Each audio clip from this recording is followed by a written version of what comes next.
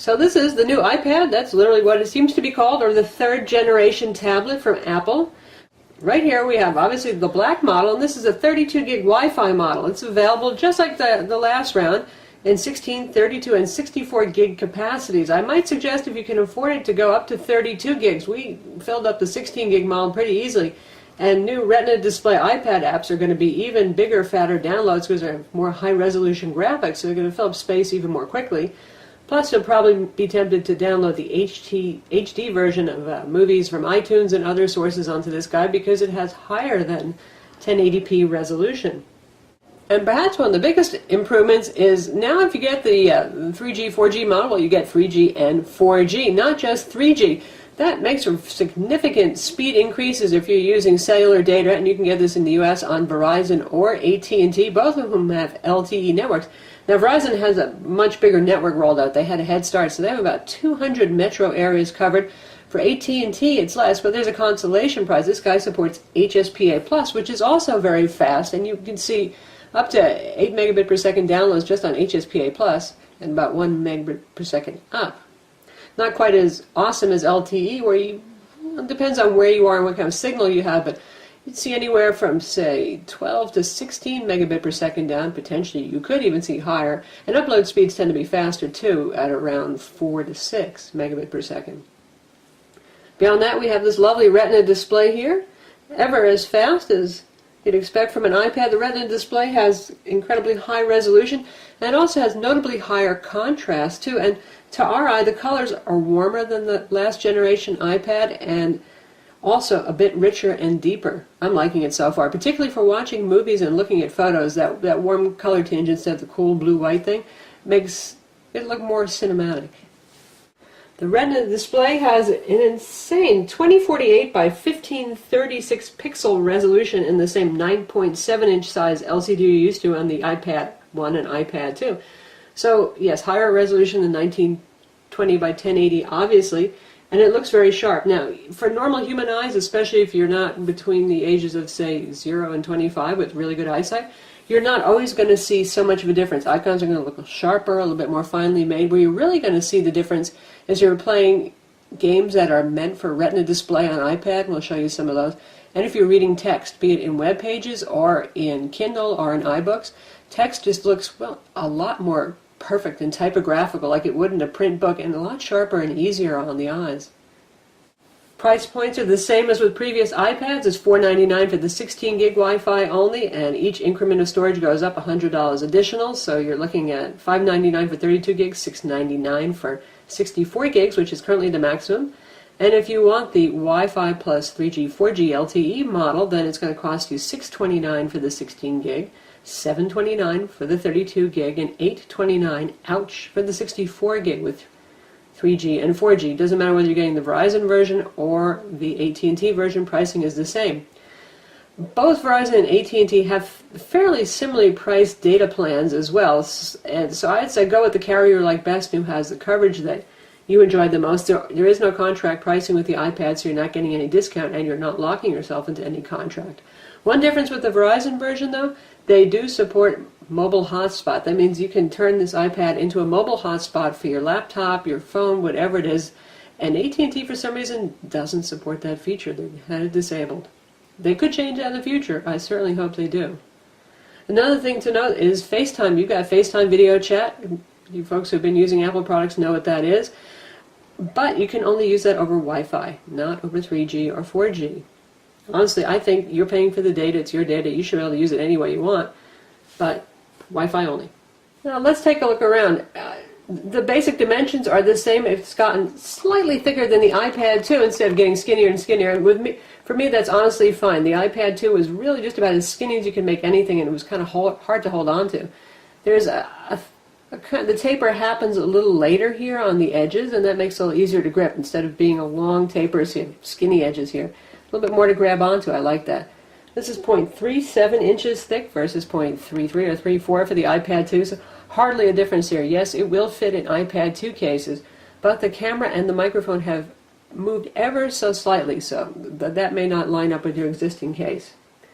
This weighs 1.44 pounds if you get this as a Wi-Fi only model at 1.46 pounds if you get the 4G model. So again, that's up a little bit for the 1.34 pounds for the iPad 2. That's a couple of ounces. I do notice a difference a little bit. There's some Android tablets that are weighing around the same. And as reviewers have noted, yeah, you feel the difference. I don't think it's a deal breaker though, but it's not ungodly light either. Got your usual Apple logo here. If you get the 4G model, there'll be a plastic area here. That's because the wireless antennas for 3G will be here and for the GPS. And otherwise, pretty much the same stuff. Again, here's your little mic hole. It's slightly shifted over from the iPad 2. Your 3.5 millimeter headphone jack. It's your power button. And here's your 5 megapixel camera. Same basic module that's in the iPhone 4S. It takes nice photos. Slightly larger lens, just teeny bit shifted location. Mostly it's due to the larger lens size though. So that's the one that might get in the way of having you use your old case again. So your usual assignable button does rotation lock right there. Volume buttons. On the back here's your speaker, pretty much in the same place as before. Pretty much the same volume as before, still a mono speaker. And your 30-pin dock connector, same dock connector Apple's been using for some time. So all the peripherals you have that plug into that will still work.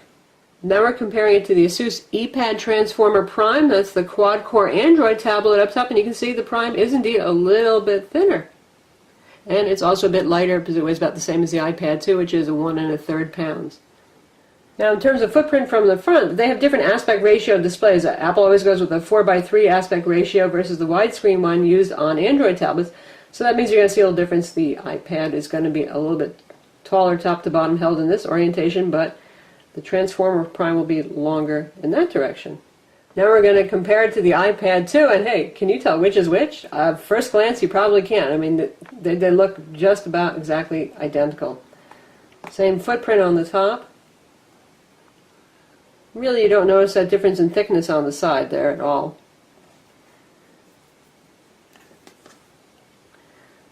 And you can see what we mean about the microphone having moved just ever such a teeny bit up here. Really hard to see, but just a little bit. And here's the back view, and the iPad 3 is the one in the rear there with the larger camera lens. Now we have the new iPad 3, or just a new iPad here on the left side, and the iPad 2 on the right. They are both set to maximum brightness, and auto brightness is turned off. So you can see they're both really very good looking displays and very sharp. There's a bit more brightness, more saturation and contrast going on with the new one, but if you already own an iPad 2 and money is really dear to you, you don't have the bucks to spend, I would say it's certainly okay to stay with the iPad 2. The Retina display is lovely and all that kind of thing, but as you can see here, the difference isn't going to be earth-shattering when you're just doing day-to-day stuff. Icons a little sharper and crisper here. What you're going to notice is the text, the teeny tiny labels underneath here, are a little bit sharper, but where you're really going to see it more is in text on web pages and in ebooks, and we'll show you that next. And now we're in iBooks, and we have the same book open in both Bossy Pants, and right away you probably can see the difference in the color temperature. This is more warm, which is also, again, nice for books, because it's got a warm kind of papery look versus the cool purpley blue thing going on here. But beyond that, what's really important is the text. So now we've got the same book open, same version of iBooks, same font selection available here, and we've defaulted to Iowan. That's an interesting, nice font. And you can see here that the lines are well, they look more typographic and more book-like. Very fine, but very crisp. You can really see the weighting on some of the character strokes here. Yet it's very clear. And I know it's hard to see this over video, but this is a little bit more blocky. You can see the edges of the fonts just a little bit. So that makes a difference in terms of your eyes being tired or making something readable at a smaller point size. And if we change to a heavy font like that, you can see, again, very readable, very crisp, very clear. This one a little bit less distinct, though. This being a very cool display is also, it gives the illusion of a little bit of a darker bit of text on it, but overall this looks a lot more like a book. It's very nice, it's very pretty. And now we've stuck with the same font but moved it up several point sizes so you can see the edges of the text a little bit better. Again, I know it's hard over video.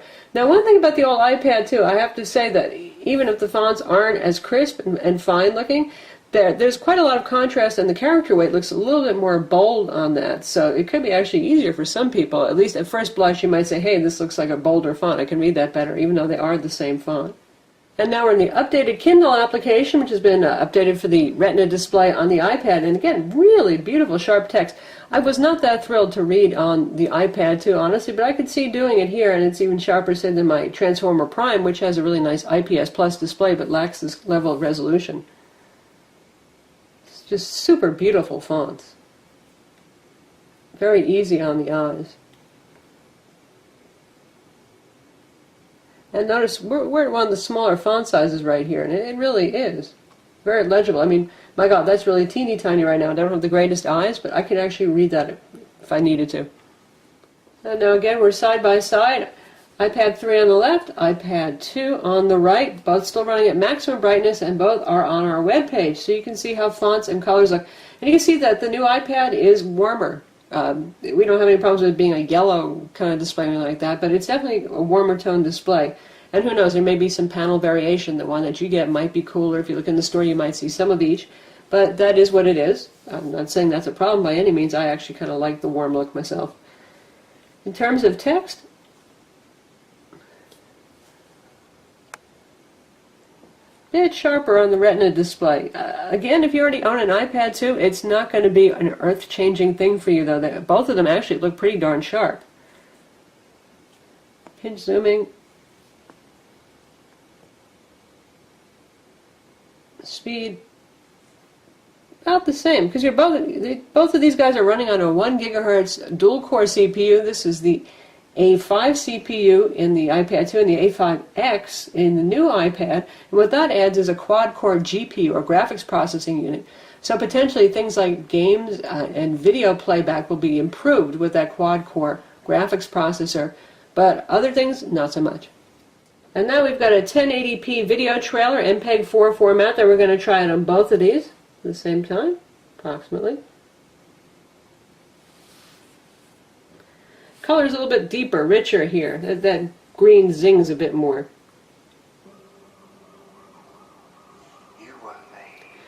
The iPad 2 actually gets a little advantage back because it's showing a video that has more pixels than it's capable of displaying, so it's squinching those pixels into a smaller area, which has the effect of sharpening things back up again. So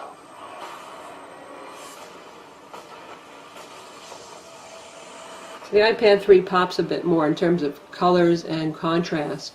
What do we do? We get ready. Both are up to the task in terms of horsepower that they have of playing these videos, so that's fine. And they're pretty high quality videos, so. Bringing together a group of remarkable people.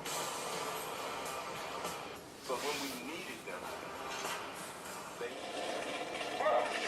So now we're playing Modern Combat 3, which is a Retina iPad optimized game, and you can see there's an incredible amount of detail here. Really good looking game. And we tried this on the original iPad too, and I can tell you do get a bit more detail on the new iPad, certainly with this version.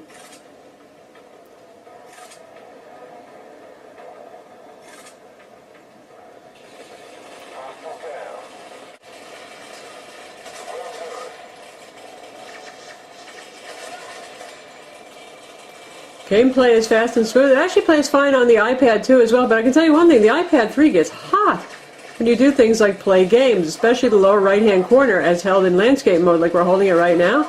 About 95 degrees Fahrenheit. We measured it with our temperature gun, which is something we usually only have to do with notebook computers. And 95 is right there at the point where we start to say notebook computers might be getting uncomfortably warm on the bottom, so for something you're holding in your hands, I wish it ran a little cooler. This is kind of like going back to the iPad 1, which was a toasty tablet.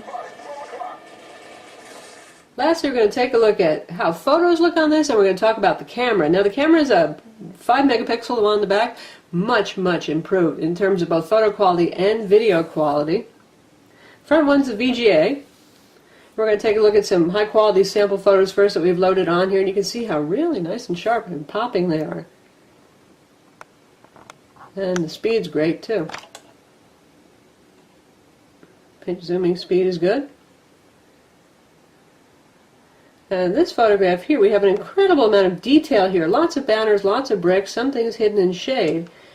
And you can see how it really holds onto the detail nicely in this photograph of Chinatown in San Francisco. And now here's some photos that we actually took using the new iPad's camera. Some orchids, really nice. Now that's something the iPad 2 certainly can't do.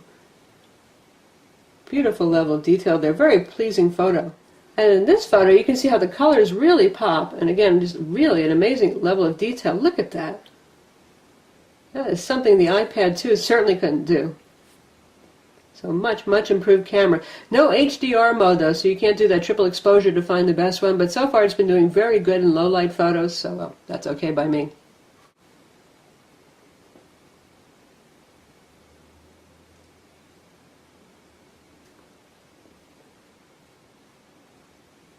Now in terms of battery life, we haven't had it all that long yet, but Apple claims that it lasts about as long as the iPad 2, which is to say pretty long by 10-inch tablet standards, and so far it's holding up quite nicely. We are down to 35%. We started off with 82, and we have been playing a lot of games, HD videos, testing this guy in every way, shooting photos throughout a course of about 4 hours. So to give you an idea, that's really holding up very nicely, and with more average normal use, we'll do even better. And yes, we'll be doing some tablet comparisons too. Of course, we're going to compare this to the Asus ePad Transformer Prime, the quad-core Android tablet, for those of you who can't decide which one you might want. So that's the new iPad. It's available now. Again, it starts at $499 for the 16-gig Wi-Fi model, just like the iPad 2 and the iPad 1 did. And the iPad 2 is not going away. It is now reduced in price to starting at $399.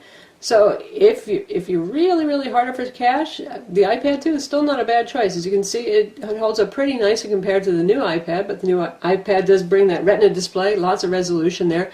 Most importantly, for those of you who don't want the Wi-Fi only model, that upgrade to 4G makes a huge difference in terms of download speeds. And lastly, the much improved camera, pretty nice. And of course it ships with iOS 5.1, which is available as a download for those of you who have iPhone 4Ss, iPhone 4s, and the iPad 2 as well.